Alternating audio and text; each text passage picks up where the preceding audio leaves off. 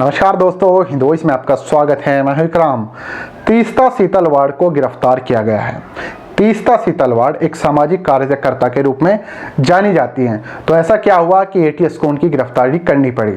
जी हाँ, एक बड़ी खबर सामने आ रही है। खबर इसलिए बड़ी है क्योंकि उनका जो कनेक्शन है वो ज़किया एहसान जाफरी के साथ है। अगर कुछ लोगों को नहीं पता कि ज़किया एहसान जाफरी कौन है तो मैं आपको बता दूं, वो मरहूम एहसान जाफरी की पत्नी है, जिनका देहांत या कहूँ जिनकी हत्या 2002 के दंगों में हुई थी। वो एक सांसद थे। सोचिए, एक देश का सांसद उस वक्त सुरक्षित नहीं था और कुलबर्ग सोसाइटी में उन्हें जलाकर मार दिया गया था। वो ही नहीं, उनके साथ और तकरीबन 60 से ज़्यादा लोग थे जिन्हें उस सोसाइटी में जिंदा जलाकर मारा गया था। तमाम जांच हुई, तमाम जांच एजेंसियों ने जांच की, आरोपियों को ढूंढने की कोशिश की, जो हत्यारे थे उन्हें ढूंढने की कोशिश की गई। आरोप बड़े बड़े नेताओं पर लगे, मोदी जी पर भी लगे जो उस वक्त मुख्यमंत्री थे, आज प्रधानमंत्री हैं, लेकिन जांच एजेंसियों ने उन्हें हमेशा क्लीन चिट दी थी। लेकिन जो एहसान जाफरी की पत्नी है, लगातार वो कोशिश कर रही हैं कि इन दंगों में जो भी आरोपी रहे हैं, जो भी हत्यारे रहे हैं, उन्हें सजा मिले। ये ऐसी एक याचिका को लेकर वो सुप्रीम कोर्ट पहुंची थी, जिस याचिका में उन्होंने आरोप लगाया था मोदी जी पर कि सही तरह से जांच नहीं हुई है, जो उन्हें क्लीन चिट दी गई है वो झूठी है। लेकिन सुप्रीम कोर्ट ने फैसला लिया और मोदी जी को एक बार फिर से क्लीन चिट दे दी। इधर जैसे ही क्लीन चिट दी, अमित शाह हमारे गृह मंत्री हैं जो, वो एक इंटरव्यू देते हैं और इस इंटरव्यू में जिक्र करते हैं कि मोदी जी ने एक तरह से विष पिया था। ये लगातार उन पर आरोप लगते रहे हैं 2000 दंगों के, लेकिन ये जो दंगे हुए थे ये एक तरह से लोगों का रिएक्शन था, गुस्से का। जो लोग ट्रेन में मारे गए थे उनके लिए जो हमदर्दी थी वो हमदर्दी बाद में गुस्से में बदली और प्रदेश में दंगे हुए थे।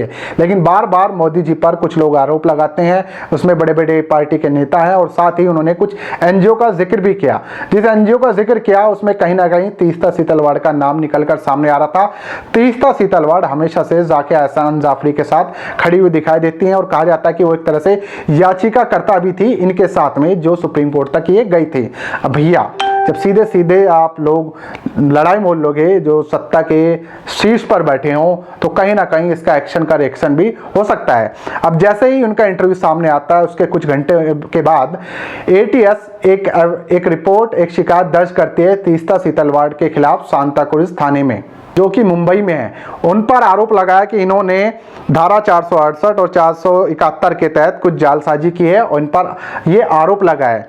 एटीएस अधिकारी जैस्मीन रजैया ने कहा कि तीस्ता सीतलवाड़ को सांताक्रूज पुलिस स्टेशन ले जाया गया, उसके बाद उन्हें अहमदाबाद एटीएस को सौंप दिया गया। उसके बाद एटीएस उन्हें लेकर अहमदाबाद जा रही है, जहां उनसे और अधिकारी पूछताछ करेंगे।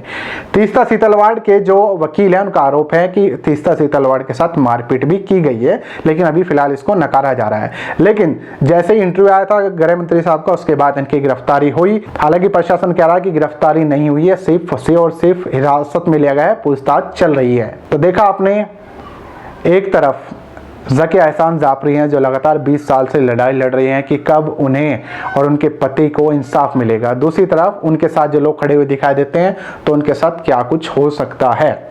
तो ये खबर आ रही थी, लोग इस पर सोशल मीडिया पर अलग अलग तरह से कमेंट कर रहे हैं कि मोदी जी को बदनाम करेंगे तो यही होगा। दूसरी तरफ कुछ लोग कह रहे हैं कि ये मोदी जी से पंगा लेने का सीधा सीधा नतीजा है। तमाम लोग अपने रिएक्शन दे रहे हैं, तमाम तरह की खबरें सामने आ रही हैं। आप लोगों से मैं पूछता हूँ कि आप लोगों का जो कुछ कहना है नीचे कमेंट कीजिए, इस वीडियो को ज़्यादा से ज़्यादा शेयर कीजिए। दोस्तों, मिलते हैं फिर किसी नई खबर के साथ।